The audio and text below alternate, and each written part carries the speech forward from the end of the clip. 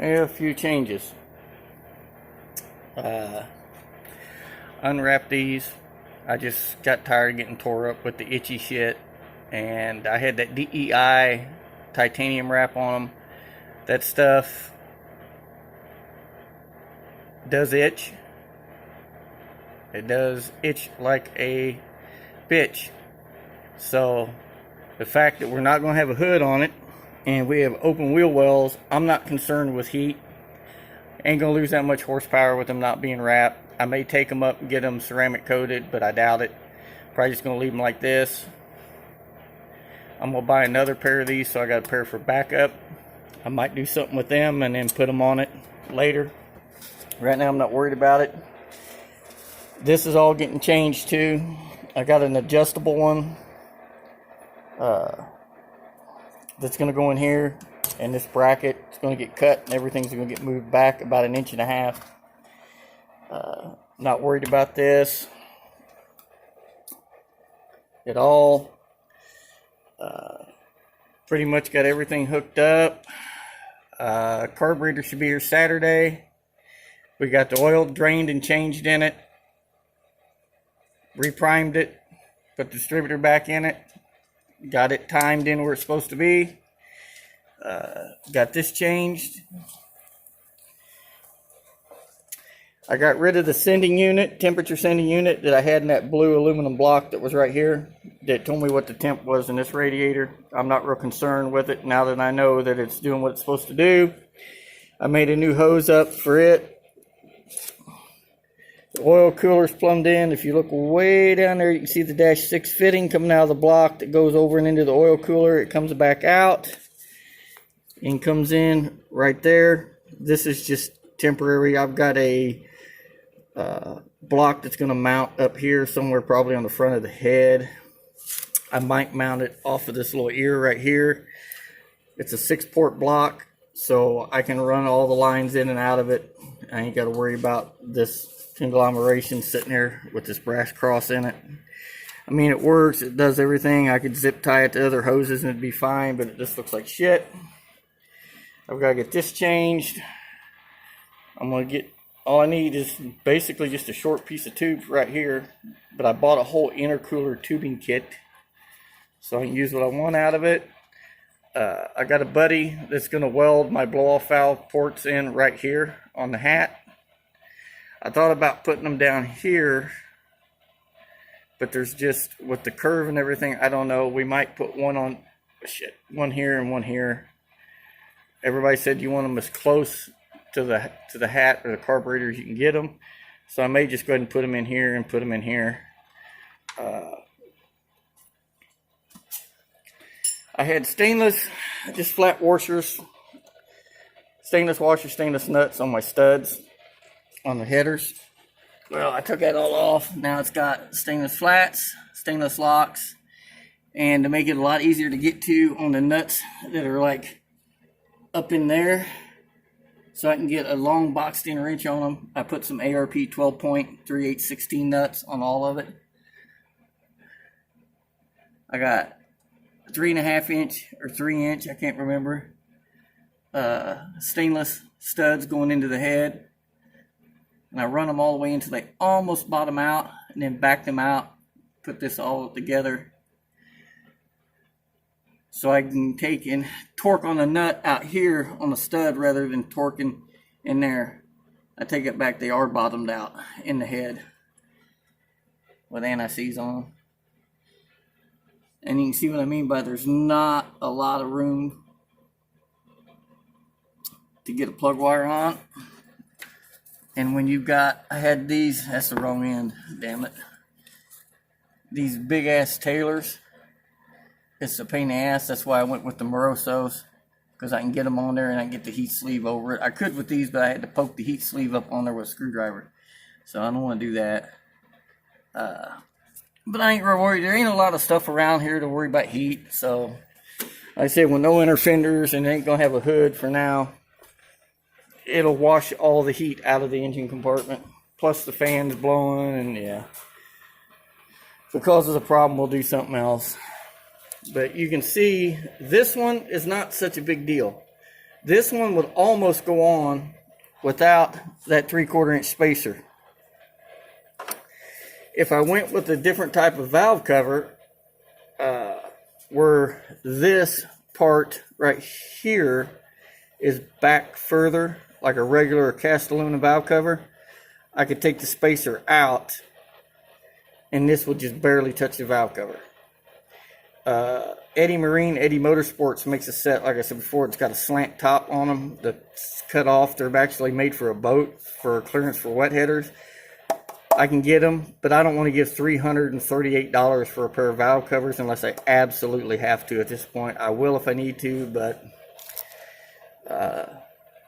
if any of these leak, I've got some of those stainless gaskets that actually go in here. ATP Turbo is the only place I found that sells them for 3-inch, 2.5, 3-inch, and 4-inch, and 5-inch.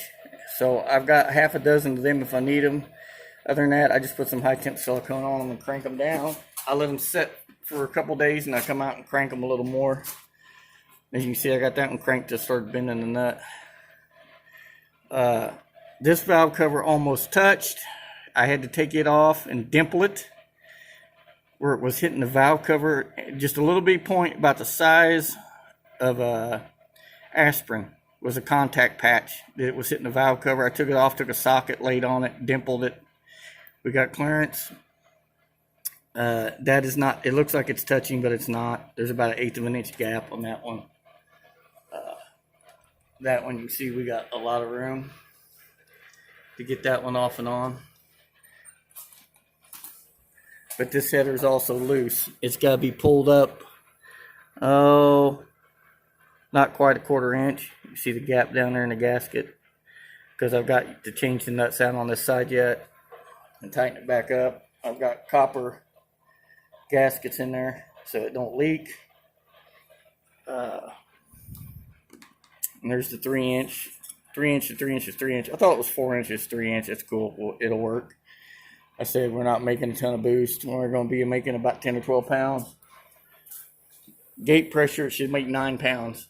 So with what this engine makes by itself, NA, add 9 pounds to it, we should be right around 1,000. So I'm happy with that. That was my goal intention anyway, was to make 1,000 horsepower. I'm going to make 1,000, 4-digit. This will go bye-bye probably. I've got to get the other autometer gauge. It goes from 0 to 60 PSI. I don't know what I'm going to do with that gauge pod yet. I don't know what I'll put in it. Probably nothing. Just take it off. Again, that's just a 600. Brand new carburetor. I've never had it on anything. I can't even remember what I bought it for, but I've had it for like 2 years. It's just on there to cover the hole. But there's my manual boost controllers. They're Grim Speed. They're indexed.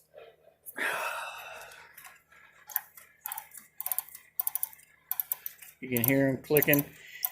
Each click's 1/4 pound, and then they got a running scale on the side of them. All the way out is nothing. It's just like nothing in there at all. And it actually goes about a half a turn past, so you got full flow. But this will let me, basically, if I want to up the boost pressure, I turn it up to 1 pound. It'll take an extra pound of pressure to push this open before the gates will open. So, and I think, from what I've understood, I think my wife bought me a set of their cast aluminum valve covers for this and had it laser etched with an S10 on it, and it says Backyard Built Trucks. So I got to act surprised when I open them. I don't know what she paid for them, but they're black. I don't know, anodized or powder coated one, and then it's laser etched with a square bodied S10, and then like a cartoonature or whatever, I guess, my son said, and then it says in this really cool font that's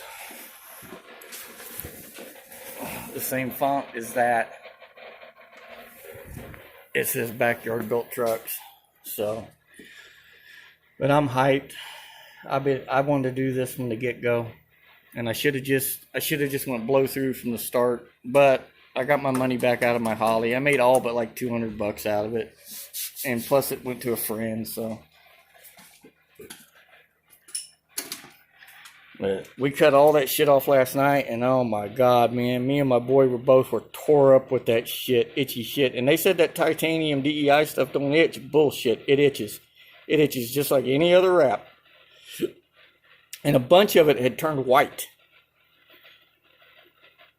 underneath. It was already breaking down. It just started to crumble apart, some of it. So, which I don't know why. This thing don't run hot. It runs 180 degrees water temperature. So, I don't know if it's because of the super oxygenated fuel I burned in it or what. I don't know. But everything else is ready. That's my old wire I had. I had to pull the turbo up and hold it so I could get that back on, because I just put this header back on and tightened it all down. Because there's 3 nuts on this one, there's 3 nuts on that one that you could only get an open-end wrench on with a hex nut on the stud. Well, now with those 12 points, I can actually get up in there with a long boxed-in 7/16 and crank them down as tight as I can, the rest of them using a ratchet. So, and yep, I still have studs in my intake. These are, I think I've said this before, they're grub screw or set screw. They got an Allen head socket. They're heavy, strong as far as strength, stainless. I can't remember what the rating is on them, but it's pretty high. So, and then we put the antifreeze in it. I put the heater up here blowing on the motor so it'd warm it up as much as I could. Turned the water pump on, dumped the bottle of iron tight in. I let it sit here and run for like an hour with the water pump circulating. So I've got that bypass, plus I have a hole drilled in the thermostat. So, primed it. I had to add not quite an extra half a quart to compensate for the cooler, these lines, and then whatever little bit the turbo holds. But as soon as I get the carburetor and the rest of that shit, I'm going to fire it the first time with no charge pipes. Make sure everything's good. Make sure my dumb ass adjusted the rockers right before I have to, because to get the valve cover off, I got to pull the header off, to get the valve cover off, take the stud girdle off, and then get into the rockers. So, but hopefully it works. I know she bought me those valve covers, but I'm not going to put them on until I have to. I'm not going to put them on until I have to, because it sucks. You can pull all these nuts loose, and you got to rock this back to get down in there to those screws. This one ain't so bad. That one over there on the other side sucks. So you can damn near get down in here with a flexible end on the Long Allen. You can get down there with the ball type and take these out, but the other side you got to pull the header off. My fuel line's already hooked up, laying back there for the pump. It's laying up here underneath the truck. I just got to poke it up behind the motor, the dash 10. So, and then we got the line run made to go up for the return. But yep, just a little bit of shit. Get that changed. The brakes work fine. I just want an adjustable portioning valve on it because we're getting ready to take. These are like an aftermarket heavy-duty S10 caliper and drilled rotor setup that I put on it. I'm actually going to take these off. They'll probably go on that Blazer over there. But we bought a set through, I think it's Racing Innovations for this. And then we got some lower control arm tubulars from Spawn, or however you pronounce it, to put on the bottom. And we're going to change it to a coilover instead of the still having the 2.2 springs in the front of it. I'll let this jack down. So it's sitting on that jack stand. But I said, this is all a mess up here. This temp sender, this is actually going to go down there for oil. You can use a water temperature gauge for oil transmission temperature. I'm just going to repurpose it for engine oil. So it's going to go down there. I've got a block that I bought from Earl's to put that in. So, other than that, pull these plug wires out, recycle them, use them on something else. These Taylor wires, I've got like 3 sets of them now. So, and I give my other set of Morosa wires to the wife for Christmas for El Camino. But that's it. Just a little short video, a little bit done. And I know the red boots are ugly as fuck, but these were $8 a piece. Thick, well made, had awesome reviews, versus $27 a piece to get blue or black. So it can live with red ones on it for now. Because who's to say this is not going to change? I might end up trying to route it down a different way, or route it back over this way or something, so I can get more toward the lower part of the engine. So maybe I can get a hood on it at some point.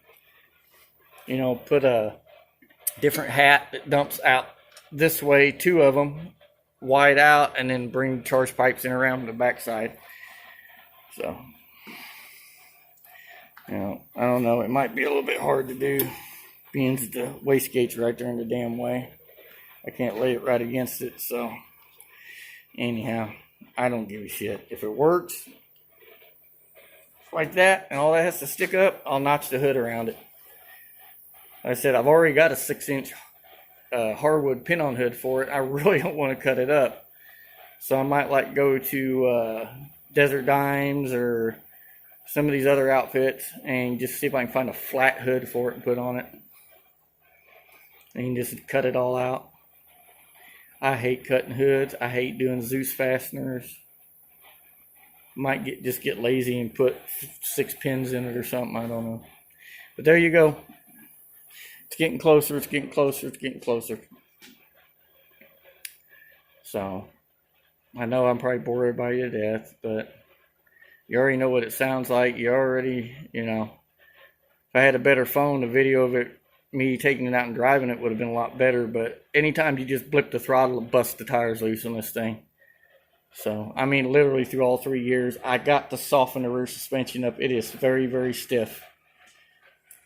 So, and I left it stiff when I had the stock drive shaft in it. Now that I got a good drive shaft in it, I'm going to change the shocks out. I'll probably go get some of them Viking shocks, because the ones I got on now are competition engineering. They're too long. The truck's lowered 4 inches in the ass end, and they're stock height shocks. So they only got about 3 inches of travel. So, but it was something on it so I could drive it. And it's actually got front shocks for a 1993 C1500 on the front of it. And no, they're not too long. They worked fine. Just plain old Monroes. So, get some good shocks on it. Get the front suspension done. Get the rear end done. You know, like I said, I just put it together and run it to play with it. Drive it. Now it's time to get all the serious shit done to it. So, everybody, again, thanks for subbing. If you want to know anything I've done, email me. Throw it in the comments. I'll try to check my comments more often. Everybody stay safe. Merry Christmas. And God bless. Later.